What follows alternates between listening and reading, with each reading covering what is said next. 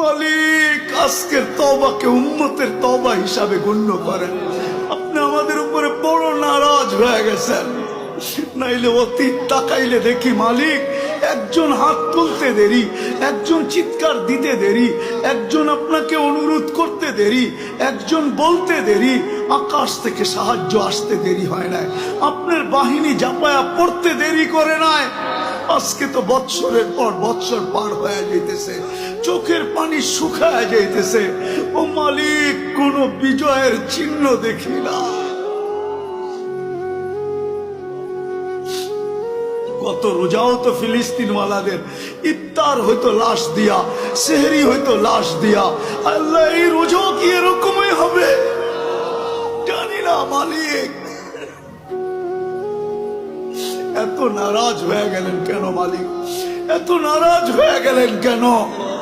বেশক আমরা শাস্তির যোগ্য, অস্বীকার করি না, কিন্তু আপনি শাস্তি দেন না। আপনার হাবিবের দুশ্মন, আপনার দুশ্মন, আমাদের দুশ্মন, ইসলামের দুশ্মন, কোরআনের দুশ্মন, হাদিসের দুশ্মন, সমস্ত কিছুর দুশ্মন, এদের মাধ্যমে আমাদেরকে পিটা খাওয়ান কেন মালিক? কেন মার খাওয়ান? কেন ওদের হাতে আমাদেরকে বেইজ্জত করেন? কেন আমাদের মা বোনদেরকে বেইজ্জত করান? কেন দুধের শিশুর রক্ত জড়ে ওদের হাত দিয়া? আপনি কি আমাদেরকে ছেড়েই দিলেন?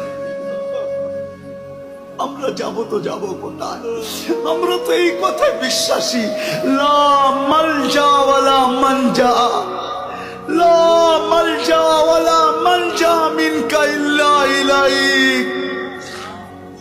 ডাইনে দেখি তো আপনাকে দেখি, বামে দেখি তো আপনাকে দেখি, সামনে দেখি তো আপনাকে দেখি, পিছে দেখি তো আপনাকে দেখি, উপরে দেখি তো আপনাকে দেখি, নিচে দেখি তো আপনাকে দেখি, নিচের দিকে তাকাই তো আপনাকে দেখি, ভিতরে তাকাই তো আপনাকে দেখি, বাহিরে তাকাই তো আপনাকে দেখি।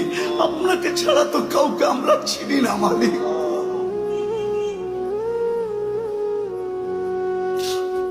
আজকে এই আলেমদের হাত খালি ফেরত দিয়েন না। আমারটা দিয়া দেন, কোনো আপত্তি নাই, কিন্তু আমার ডাইনে বামের আলেমদের হাত খালি ফেরত দিয়েন না।